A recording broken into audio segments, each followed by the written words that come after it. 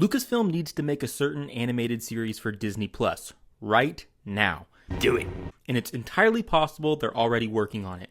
For years, Star Wars creators have speculated on what a Luke Skywalker Jedi Academy series could do for the franchise, and recently a new report surfaced. Lucasfilm was hiring a production coordinator for an upcoming animated series. Could this be the Jedi Academy series fans have been waiting for?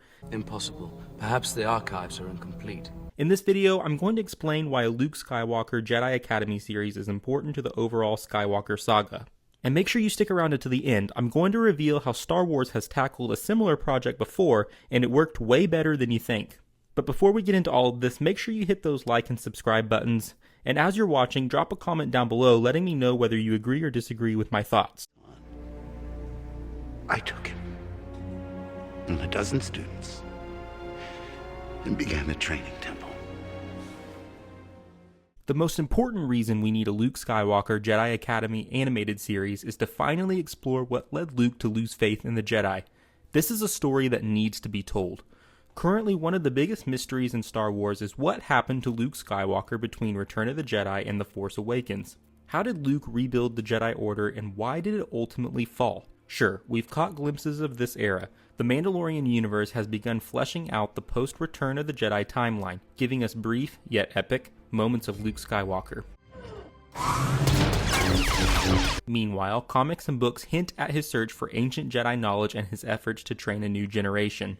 For example, the novel Star Wars Shadows of Sith by Adam Christopher is set about 17 years before The Force Awakens. It follows Luke and Lando as they track down a dark side cult in Ochi of Bestoon, the assassin from The Rise of Skywalker, hinting at Luke's growing awareness of dark side threats, including Exegol and Sith artifacts. In addition, a 4-issue comic miniseries titled The Rise of Kylo Ren by Charles Soule details Ben Solo's fall and the destruction of Luke's Jedi Temple. It provides glimpses of Luke's training academy and his mentorship of young Jedi before Ben is seduced by Snoke and the dark side. The problem is these scattered pieces aren't enough, and many casual fans don't pick up the books or comics to get the full picture. Let's be honest with ourselves.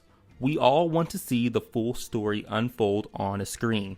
And while the sequel trilogy utilizes flashbacks to provide insight into Luke becoming disillusioned with the Jedi and Ben Solo's fall, it left many fans wanting more. I'm not the Jedi I should be. I want more, and I know I shouldn't.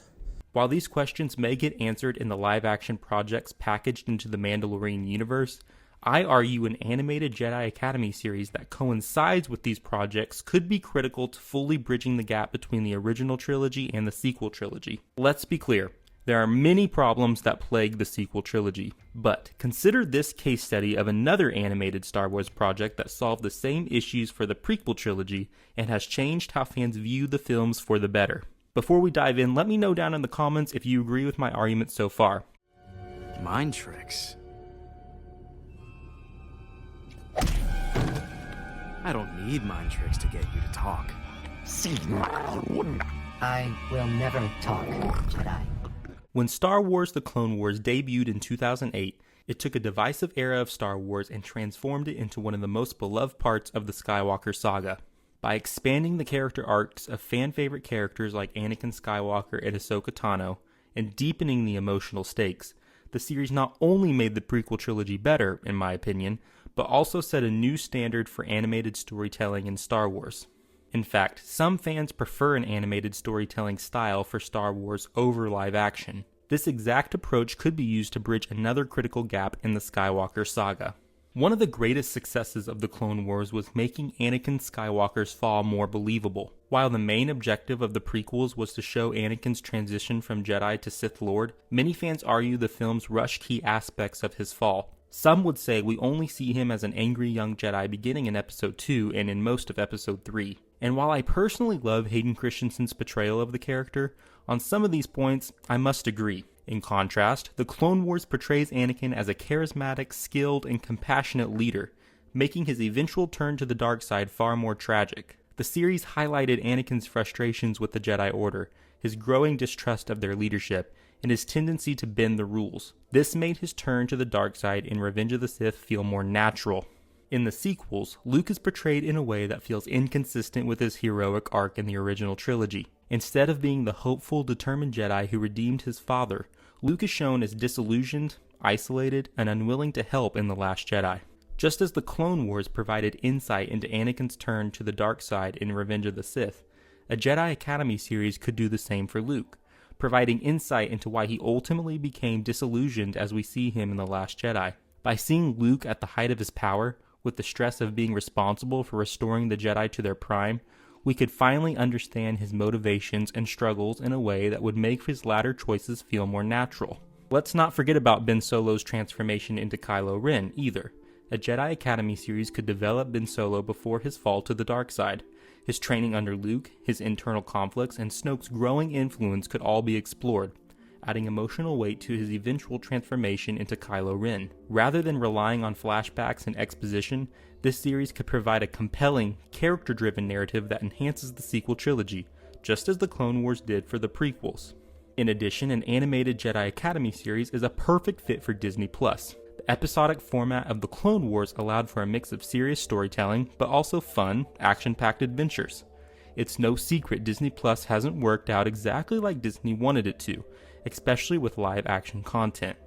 However, animated Star Wars series like Tales of the Jedi, The Bad Batch, and The Clone Wars Season 7 are exclusive to the platform and are beloved by fans. I believe animated Star Wars series have the perfect flexibility for an Adventure of the Week format, something a Jedi Academy series could thrive on.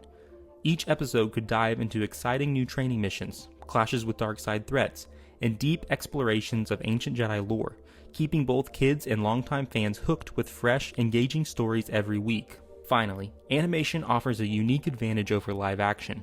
Lucasfilm can bring back fan-favorite characters without the need for recasting in live action or digital deepfaking or recreations. The Clone Wars series brought in new voice actors, such as Matt Lanter, James Arnold Taylor, and Ashley Eckstein, who play Anakin, Obi-Wan, and Ahsoka. These voice actors are absolutely adored by fans today.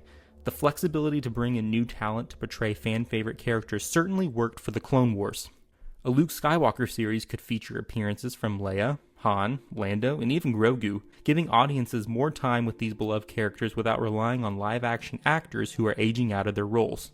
This approach would allow for a seamless continuation of their stories while respecting the legacy of the actors who originally portrayed them.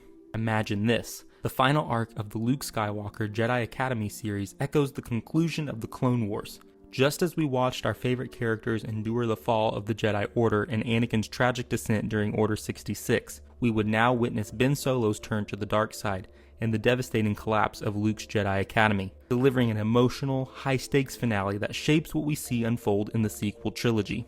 But enough of what I think. Let me know what you think about all this in the comments below, and check out this video where I cover some wild theories about the new Jedi Order movie and how it may connect to the projects in the Mandalorian universe.